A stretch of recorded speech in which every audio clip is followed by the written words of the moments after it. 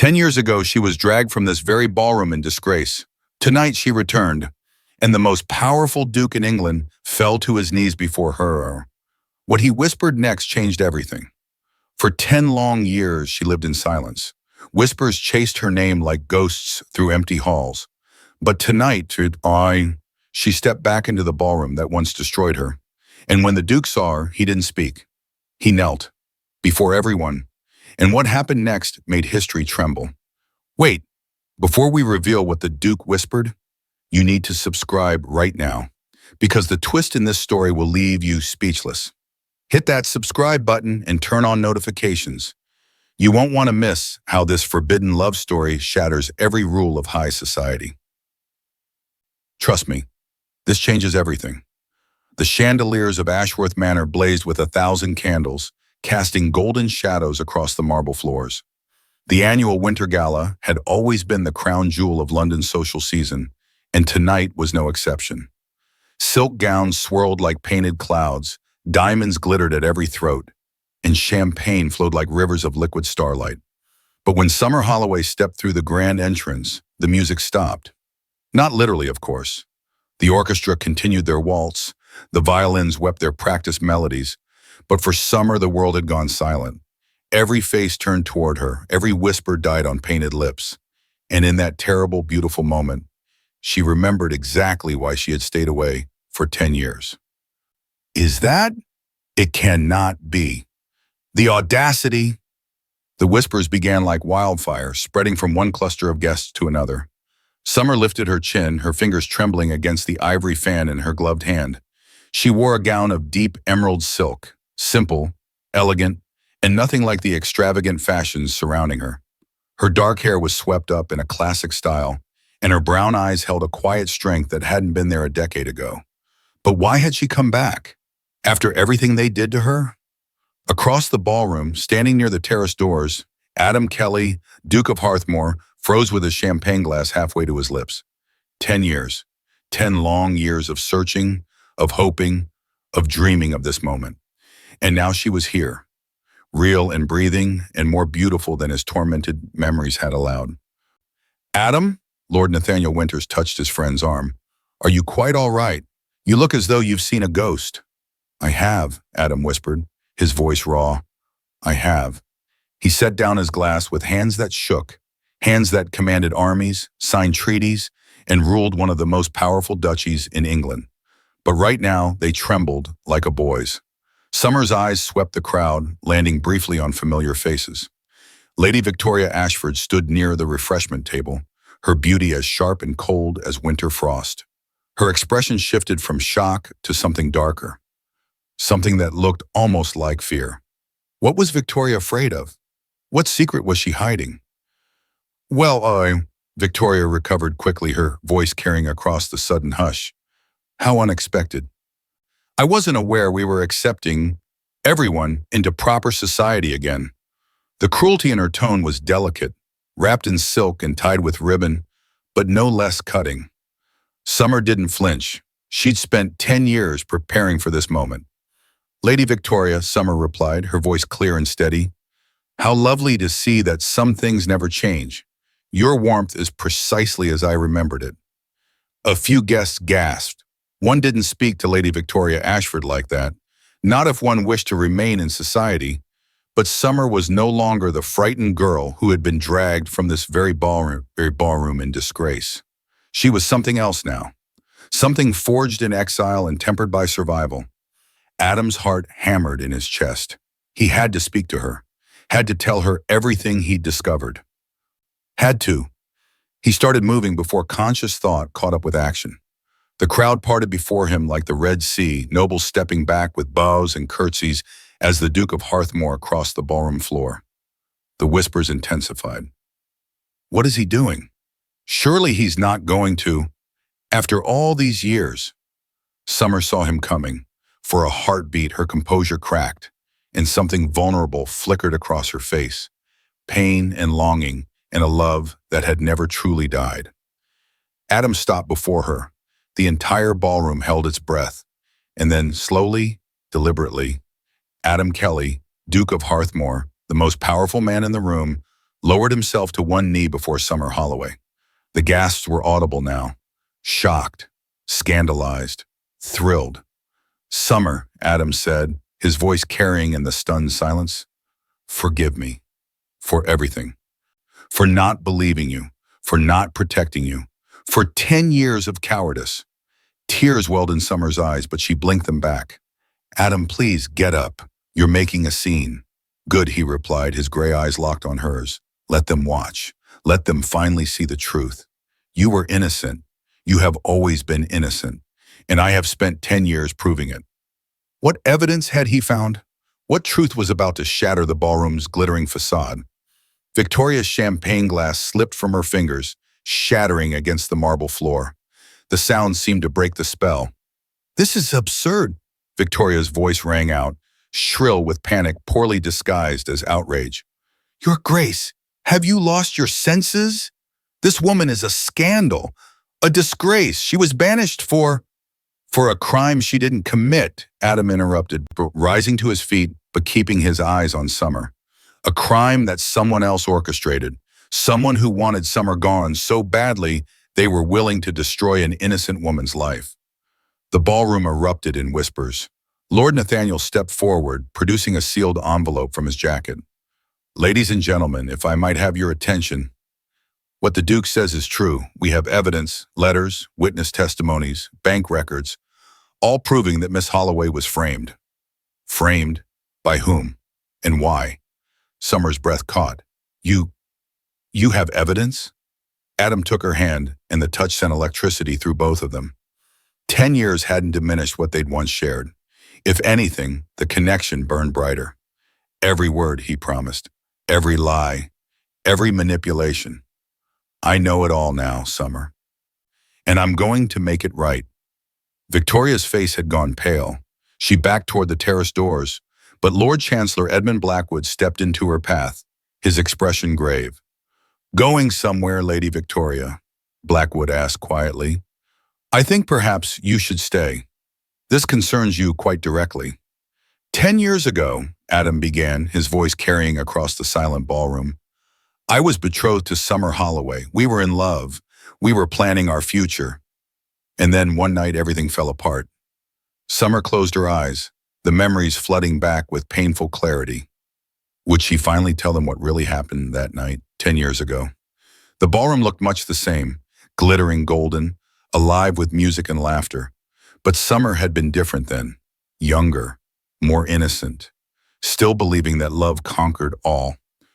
"You look beautiful tonight," Adam had whispered in her ear, his hand warm at her waist as they danced.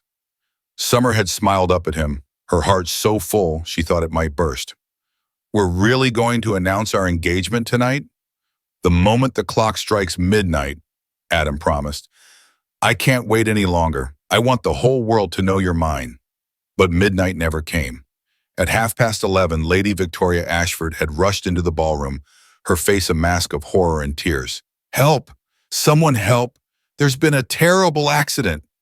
It's Eleanor Holloway, Summer's mother." Summer's world had tilted. She'd run from the ballroom, Adam close behind her, following Victoria through the darkened corridors of the manor to the West Wing. What they found there changed everything. Eleanor Holloway lay at the bottom of the servants' staircase, her neck bent at an impossible angle, her eyes staring at nothing. Summer's screams had brought the entire party running, but that wasn't the worst of it. "I saw her," Victoria had sobbed, clinging to Lord Pembroke's arm. "I saw Summer push her. They were arguing about the engagement, about Summer marrying above her station, and then, oh God, it was horrible." "That's a lie," Summer had shrieked. "I wasn't even here. I was dancing with Adam. He can tell you." But then Lord Blackwood had appeared holding a bloodied glove, Summer's glove, the one she'd lost earlier that evening. "Found this on the stairs," he'd said gravely. And Adam had looked at Summer with confusion, with dawning doubt, with something that looked horribly like betrayal. "Summer," he'd said slowly, "you left the ballroom. I remember now. You said you needed air. You were gone for 15 minutes. I was on the East Terrace, not here. Adam, you have to believe me." But no one did, especially not when Victoria produced a letter, supposedly written by Eleanor Holloway to her daughter, expressing horror that Summer would trap a duke into marriage, warning that such ambition would destroy their family. She killed her own mother, Victoria had whispered, the words spreading like poison, to secure her place as a duchess. Summer had been dragged from the manor in chains. No trial, no investigation, just banishment, swift and absolute, orchestrated by the most powerful families who wanted the scandal buried quickly. And Adam had stood there, frozen, torn between love and doubt. He hadn't stopped them. Summer opened her eyes, finding Adam watching her with anguish written across his handsome features. "I failed you that night," he said softly. "I let doubt poison what we had. I let them take you away. And I have regretted it every single day since." Pretty words. Victoria's voice cut through the moment, sharp and desperate. But they don't change facts. Eleanor Holloway died, and Summer was responsible. Evidence doesn't simply disappear because a duke wishes it to. "You're right," Lord Nathaniel said, stepping forward with the envelope. "Evidence doesn't disappear, but it can be hidden, manipulated, paid for." He opened the envelope, withdrawing several documents, like these bank records showing large payments from the Ashford family accounts to Lord Pembroke and 2 servants, payments made the day after Eleanor Holloway's death. Payments. For what? What had Victoria bought with her family's money? Sir Richard Pembroke had gone white. "I don't know what you're talking about." "Don't you?" Nathaniel's smile was cold. "Shall I read the testimony we obtained from Mary Fletcher, former maid at this manor? The one you paid to steal Summer's glove and place it on the stairs? The one who disappeared to Ireland with enough money to never work again?" The ballroom exploded in gasps and whispers. "This is ridiculous," Victoria shrieked. "You cannot believe—" "I have her sworn testimony," Adam interrupted, "along with evidence that the letter supposedly written by Eleanor Holloway was forged. The handwriting doesn't match. The paper wasn't even manufactured until a year after her death." Summer's legs felt weak. "But why, Victoria? Why did you hate me so much?" For a long moment, Victoria said nothing, then slowly a bitter smile twisted her beautiful face. "Hate you?" She laughed, the sound brittle and broken. "I didn't hate you, Summer. I hated what you represented. I hated that he chose you over me." "What?" Adam's brow furrowed. "Victoria, we were never—" "Your father and my mother," Victoria said flatly. "They were lovers, for years. Your father promised my mother that when his wife died, he would marry her, that I would be legitimized, that I would be a Kelly, a duchess." The room seemed to tilt. Was Victoria saying what everyone thought she was saying? Adam staggered back a step. You're saying your half-sister," Victoria finished. "Yes, Your Grace. And when your father died and you became Duke, I thought perhaps you might acknowledge me, might give me the name and position I deserved. But instead, you fell in love with her, with this nobody, and announced plans to make her your duchess. So you killed my mother." Summer's voice was barely a whisper. "You murdered her and framed me, because I was going to become what you thought you deserved to be." "Your mother was collateral damage," Victoria said coldly. "She found out about my parentage. She was going to expose my mother, ruin what little standing our family had left. I couldn't allow that, and framing you for her death solved 2 problems at once." The ballroom had descended into chaos now, voices rising in shock and outrage. But Adam only had eyes for Summer. "I'm sorry," he said, his voice breaking. "I'm so sorry. I should have believed you. I should have fought for you. I should have—" Summer pressed her fingers to his lips, silencing him. "You were grieving. You were confused. They manipulated all of us, Adam. Can you ever forgive me?" Before Summer could answer, Lord Blackwood cleared his throat. "If I might interrupt this touching reunion," he said dryly, "there is still one matter we haven't addressed. Lady Victoria, you are under arrest for murder and conspiracy. Guards." Victoria laughed, wild and desperate. "You think I'm finished? You think this is over?" She pulled something from her sleeve, a small pistol gleaming in the candlelight. "If I can't have the life I deserved, neither can she." She aimed the weapon at Summer. Everything happened at once. Adam lunged forward, putting himself between Summer and the gun. The shot rang out, and Summer screamed. Adam fell to his knees, clutching his shoulder where blood bloomed across his white shirt. But he was alive. He was alive. Guards swarmed Victoria, wrestling the pistol from her hands. She didn't fight. She just laughed. That same broken, bitter sound. Adam! Summer dropped beside him, her hands pressing against his wound. Oh God, Adam, you fool, you beautiful fool. Worth it, he gasped, his face pale but his eyes clear. Told you, I'd spend 10 years making this right. 9 years and 364 days, actually, Lord Nathaniel muttered, kneeling on Adam's other side. Someone fetch a physician. Lord Blackwood approached, his expression grave. Lady Victoria, you are hereby— Wait, Summer said suddenly. Lord Blackwood, you knew, didn't you? You've known all along.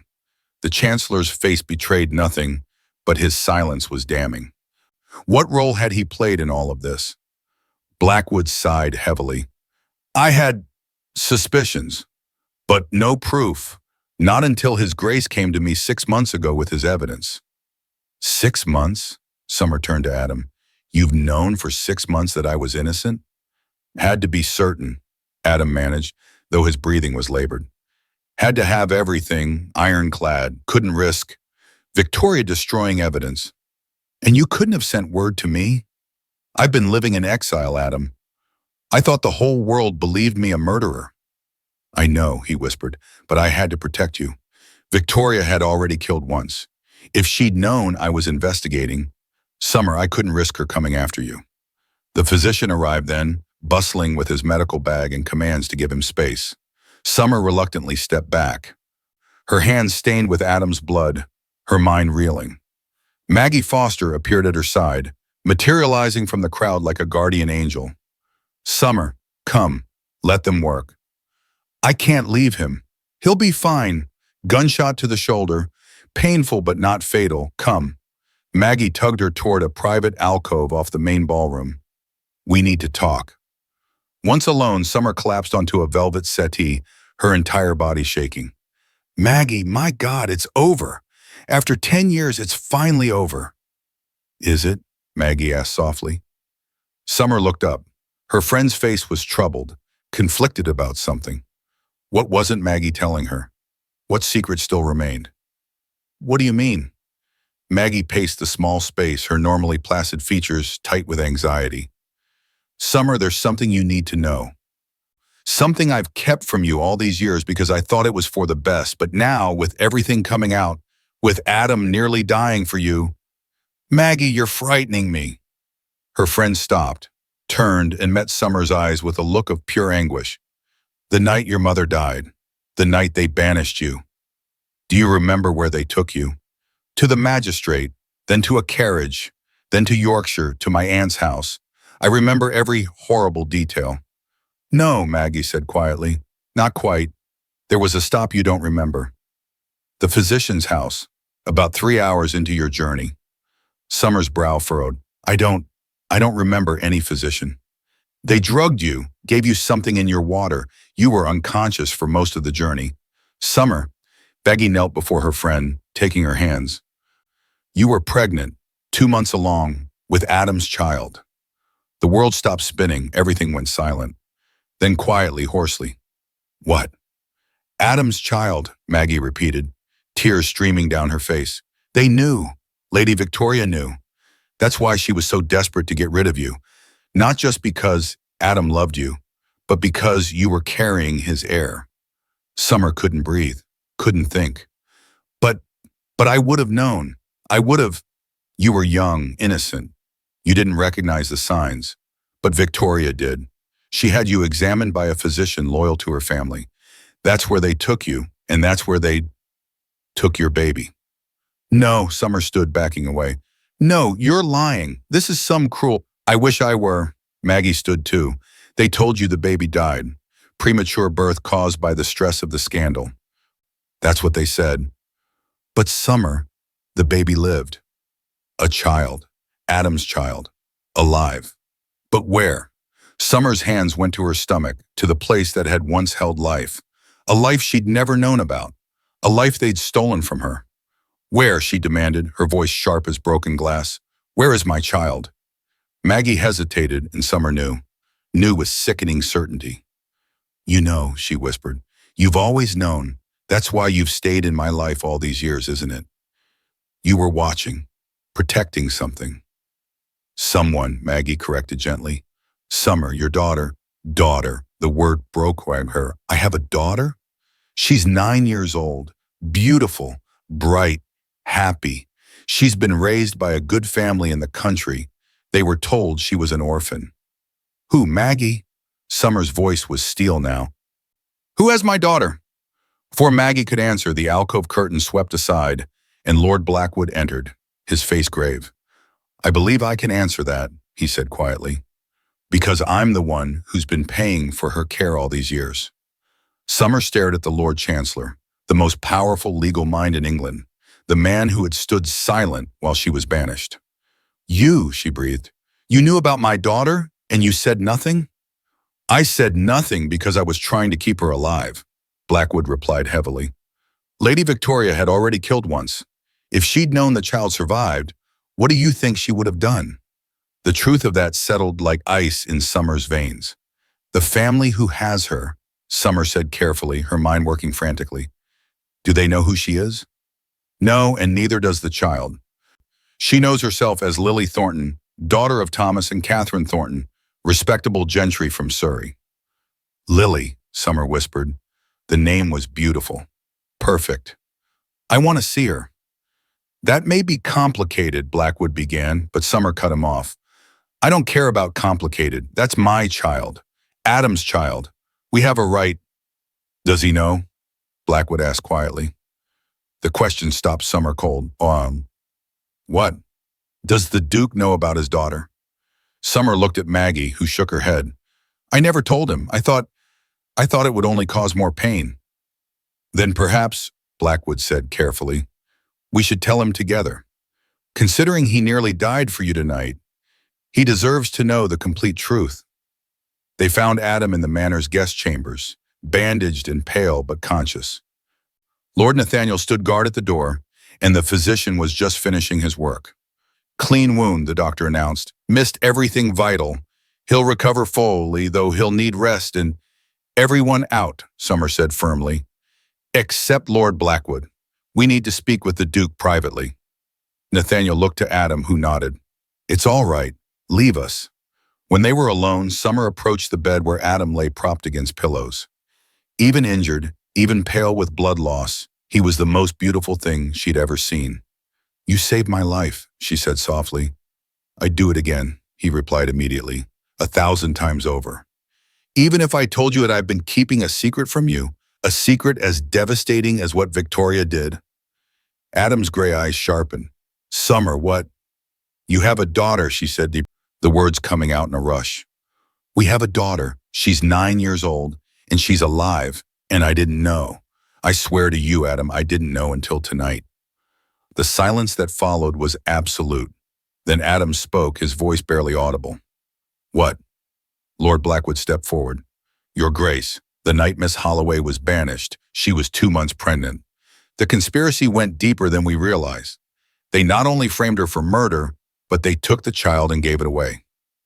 My child? Adam's hands clenched in the bed sheets. Someone took my child, and no one thought to tell me? I'm telling you now, Summer said, and I'm telling you that I want her back. I want our daughter, Adam. I want to know her, to hold her, to... Her voice broke. I've lost 10 years. I won't lose another day. But how could they reclaim a child who didn't know them, who'd been raised by another family? What would this do to the girl? Adam was silent for a long moment. Then he looked at Blackwood. Where is she? Surrey, about a day's journey. The family who has her, they're good people. They love her.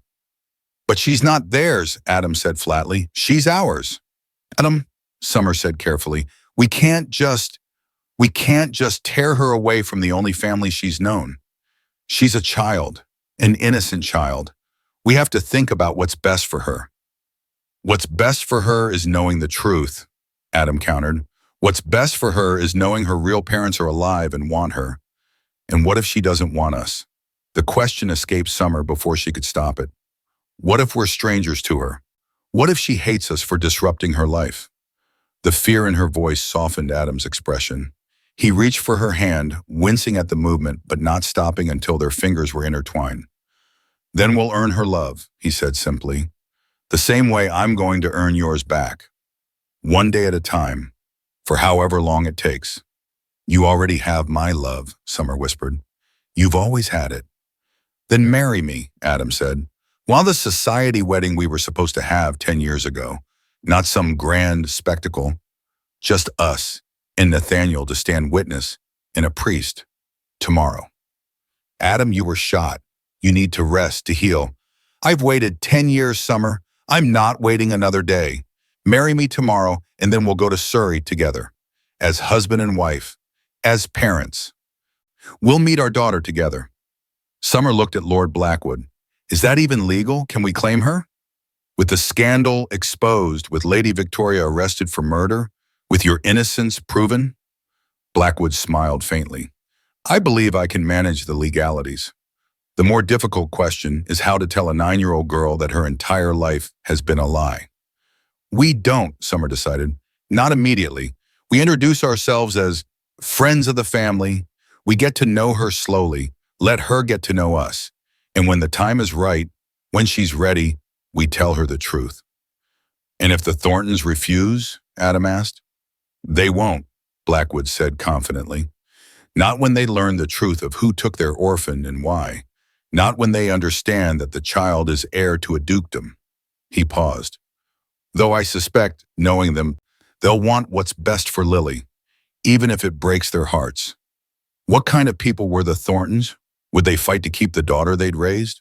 Or would they do the right thing? They were married at dawn in the manor's private chapel. Summer wore the same emerald gown from the night before, now with bloodstains carefully cleaned away. Adam stood beside her in a fresh shirt, his arm in a sling, his face still pale but his eyes bright with joy. Lord Nathaniel served as witness. Maggie wept. Lord Blackwood presided with surprising gentleness. And when the priest said, "You may kiss your bride," Adam cradled Summer's face with his good hand and kissed her like a man who'd waited 10 years to come home. By mid-morning, they were in a carriage heading to Surrey.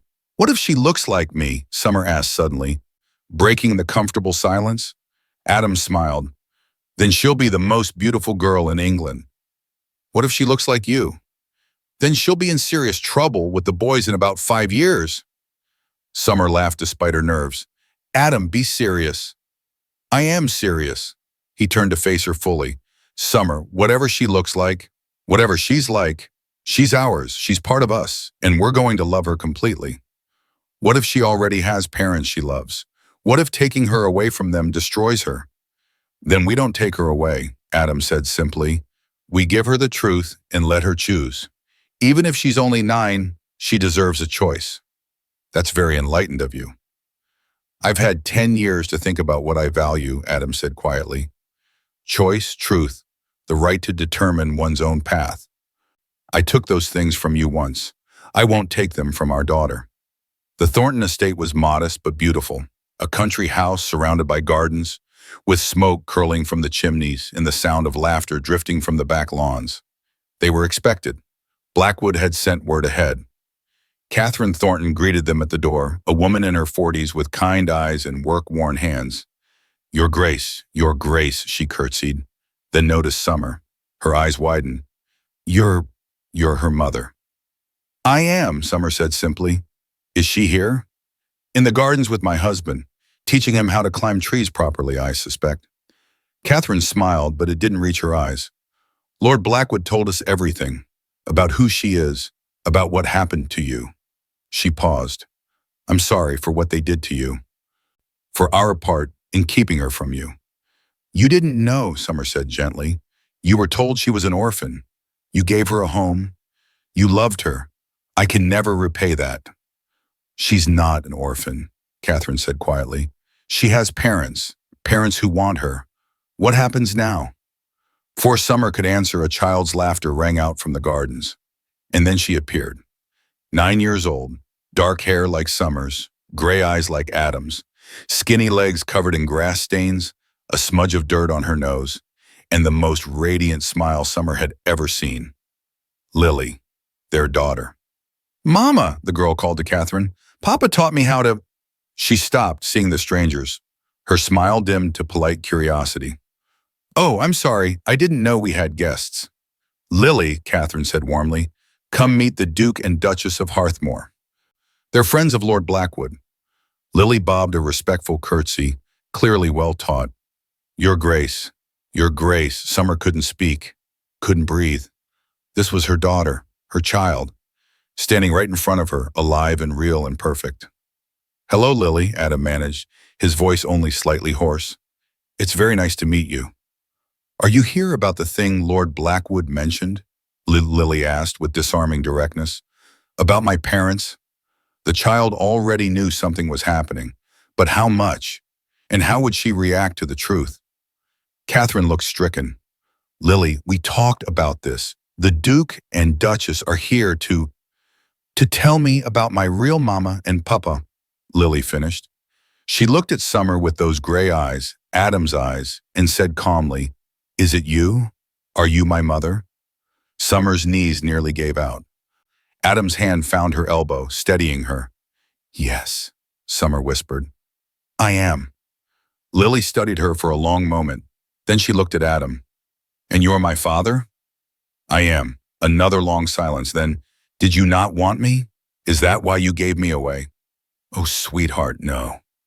Summer was moving before she realized it, dropping to her knees in front of the girl. "No, no, no, we didn't give you away. You were taken from us. We didn't even know you existed until yesterday." "Someone took me? Like stealing?" "Something like that," Adam said, lowering himself carefully beside Summer despite his injury. "We've been looking for the truth for a very long time, and now we've found it. We've found you." Lily's eyes filled with tears. "Do Mama and Papa have to leave? Because you're here?" The question broke Catherine. She turned away, her hand over her mouth. Summer looked up at the woman who'd raised her daughter. "Mrs. Thornton, I think this conversation should include all of us, you and your husband. You're Lily's parents in every way that matters." "Except blood," Catherine whispered. "Blood doesn't make a family," Summer said firmly. "Well, it does. And you've loved her. That makes you her mother just as much as I am." They talked for hours. In the Thorntons' drawing room with tea and cakes that no one touched, they told Lily everything. About the ballroom, about the scandal, about Lady Victoria's lies and the conspiracy that tore them apart, about the 10 years of searching. Lily listened, her young face serious, asking surprisingly insightful questions. "So Lady Victoria was your sister?" she asked Adam. "Half-sister." "Yes." "And she killed Summer's mama because she wanted to be a duchess instead?" "That's right." "That's very wicked," Lily said solemnly. "Then, what will happen to her?" "She'll go to prison," Adam explained, "for a very long time." "Good." Lily took a bite of her cake, considering. "And now you want me to come live with you?" Summer and Adam exchanged glances. They'd discussed this on the journey, but now, facing their daughter, everything felt more complicated. "We want to know you," Summer said carefully. "We want to be part of your life. But Lily, sweetheart, we understand that you have a family here. Parents who love you, a home. We don't want to take that away from you." "But you're a duchess," Lily said. "If I'm your daughter, does that make me a lady or something?" "More than that," Thomas Thornton spoke for the first time, his voice heavy. "You'd be heir to the duchy after your father. That's a considerable position." "What does that mean?" "It means you'd be very important," Catherine explained gently. "You'd have responsibilities, titles, a different kind of life than you have here." "Would I still see you?" Lily asked her adoptive parents. "If I went with them?" "We would want you to," Summer interjected quickly. "Lily, we're not trying to replace Mr. and Mrs. Thornton. They've been your parents for 9 years.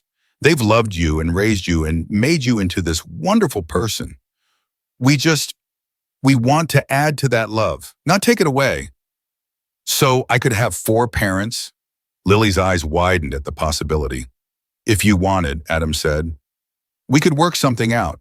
Perhaps you spend time with us during the season in London and time here in Surrey. You'd have 2 homes, 2 families." "That seems complicated," Lily observed. "Very," Adam agreed.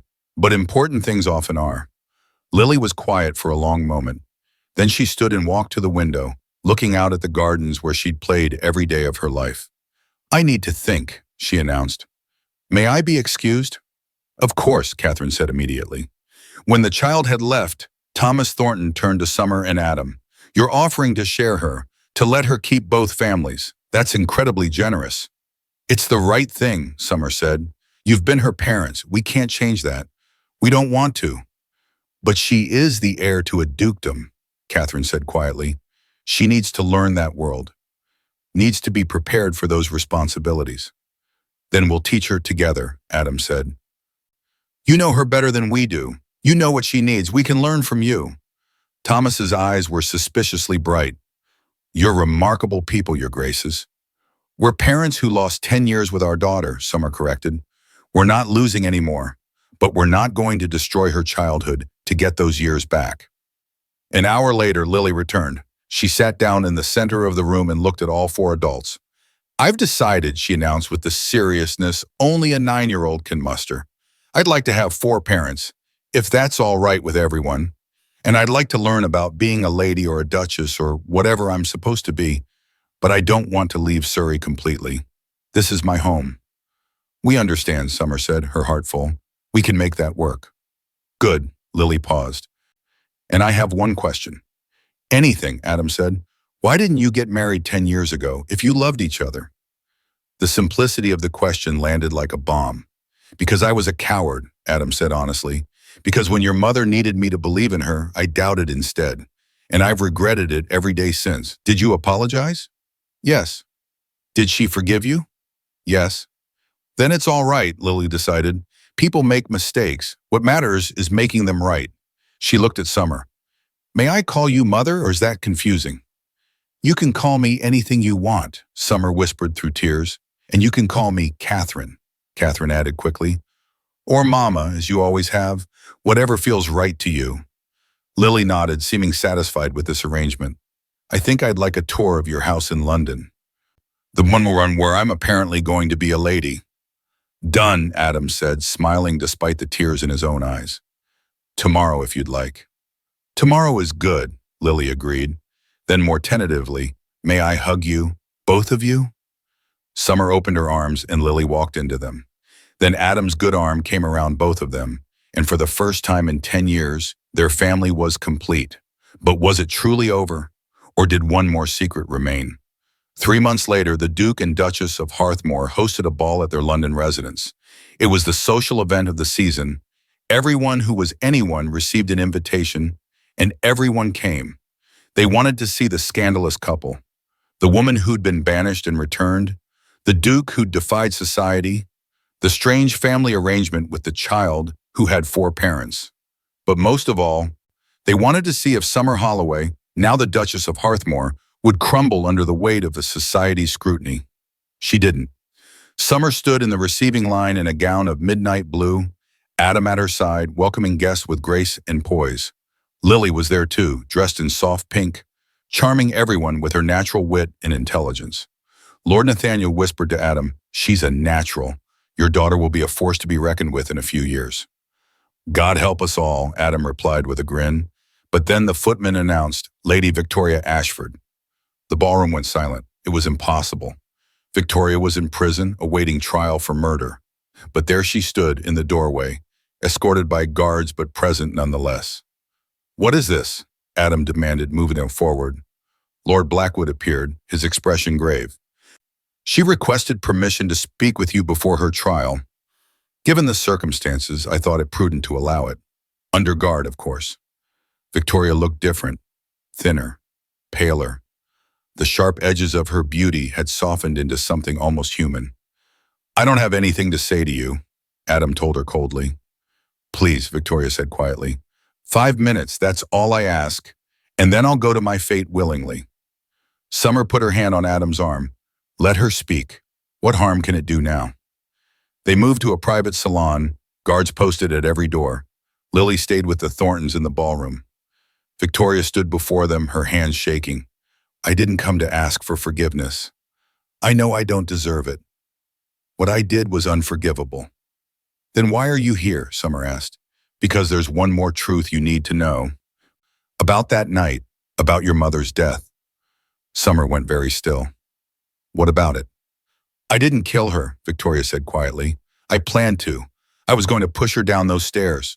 I was standing at the top waiting for the right moment, but I didn't do it. That's a lie, Summer breathed. You confessed?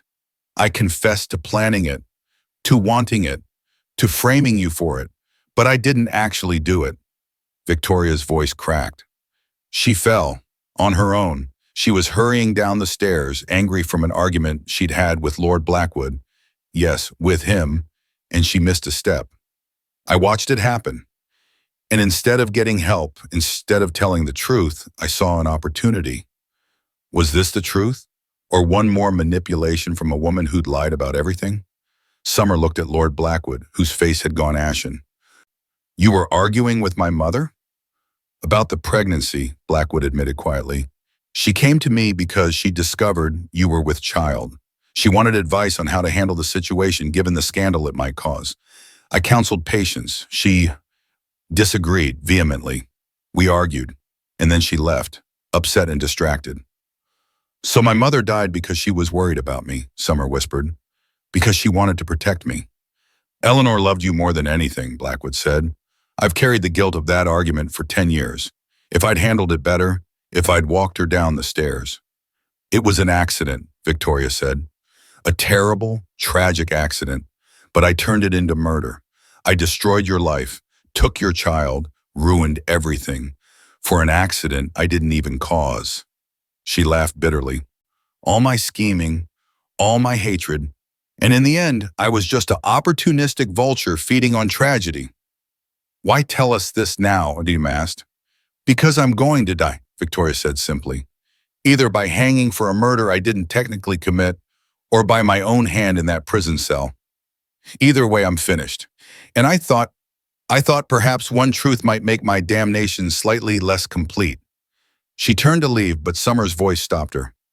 Victoria.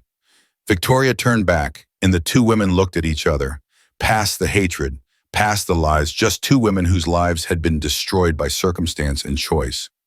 My mother's death was an accident, Summer said carefully, but everything that came after, the frame-up, the stolen child, the 10 years of exile, those were your choices. You don't get redemption for telling us this, but you do get the truth. The record should reflect what really happened that night. Thank you, Victoria whispered. Then to Adam, you should know. Our father didn't love my mother. She loved him obsessively, but he used her. When I said he promised to marry her, that was her delusion, not his truth. I hated you for something that was never really there. I know, Adam said quietly. I read his journals. I know what kind of man my father was. And I'm sorry, Victoria. I'm sorry he hurt your mother. I'm sorry you grew up believing lies. But that doesn't excuse what you did. I know, Victoria agreed. I just wanted you to understand. Even monsters have reasons, even if those reasons don't matter in the end. The guards took her away. They never saw her again. At the trial 3 weeks later, the full truth came out. Eleanor Holloway's death was ruled accidental. Victoria was convicted of conspiracy, fraud, kidnapping, and attempted murder. She was sentenced to life in prison. She hung herself 2 days later. 3 years later, Summer stood in the gardens of their country estate watching Lily, now 12, teach a group of younger children how to climb trees. She's very good with them, Catherine Thornton observed, standing beside her. The Thorntons had moved to a cottage on the Hearthmore estate, a solution that worked for everyone. She gets that from you, Summer replied warmly. And her confidence from you, Catherine countered, and her sense of responsibility from Adam. She's all of us, isn't she? She is, Summer smiled. Our perfectly complicated, wonderfully loved girl. Adam emerged from the house, carrying a bundle wrapped in white blankets. Someone wants his mama, he announced. Summer took baby James from his father's arms, her heart swelling as it always did when she looked at her son. 8 months old, with Summer's dark hair and Adam's serious expression. And how is my little lord this morning? She cooed. Imperious, as usual, Adam replied, kissing her temple. Demanded breakfast at dawn, rejected 3 different outfits, and spit up on Nathaniel. Poor Nathaniel. Nathaniel loved it, actually. Says it's good practice for when he has his own children. Lily ran over, grass-stained and beaming. Mother Summer, Mother Catherine, Papa Adam, Papa Thomas, come see. We built a fort. We'll be right there, Summer promised. As Lily ran back to her fort, Adam wrapped his good arm around Summer's waist. The shoulder had healed, though it still bothered him in cold weather. Happy? He asked. Deliriously, Summer replied. Though if you'd told me 10 years ago that I'd end up here, I'd have thought you were mad. 10 years ago, I was a coward who let you be taken away. And now you're a duke who kneels in ballrooms and gets shot for me. Quite the character development. I had a good teacher. He kissed her properly this time, deep and sweet. I love you, Summer Holloway Kelly, Duchess of Hearthmore, mother of my children, love of my life. I love you too, she whispered against his lips, even if you are ridiculously dramatic. You married me for my drama. I married you because you are the only man who ever fought for me. Even when it took you 10 years to do it properly. They stood there, surrounded by family, both born and chosen, and watched their daughter build kingdoms from branches and imagination. The ballroom was far behind them now. This, right here, was home. In short, 10 years. That's how long it took for the truth to surface, for justice to be served, for a family torn apart by lies to be rebuilt on truth. Summer was banished from the ballroom, yes, but she returned as a duchess, as a mother, as proof that some love stories don't end, they just wait. And when Adam knelt before her that night, he wasn't just asking for forgiveness. He was rewriting history. He was showing an entire ballroom full of society's elite that power means nothing without truth. That position means nothing without love. Lady Victoria died alone in a prison cell, her hatred consuming her to the very end. But she did one thing right. She told the truth. Too late to save herself, but just in time to give Summer and Adam the closure they needed. Eleanor Holloway's death was an accident. The tragedy that followed was not. But from that tragedy came Lily, came James, came a family that defied convention and proved that love, real love, conquers everything, even a decade of darkness. So the next time someone tells you a story is over, remember Summer and Adam. Remember that some endings are just new beginnings in disguise. And sometimes the ballroom you're banished from becomes the ballroom where your new life begins. Because in the end, it's not about falling. It's about who helps you stand back up. And for Summer Holloway, that person was worth waiting 10 years to find. If you loved this story, subscribe for more dramatic romance tales that will make your heart race and your soul soar.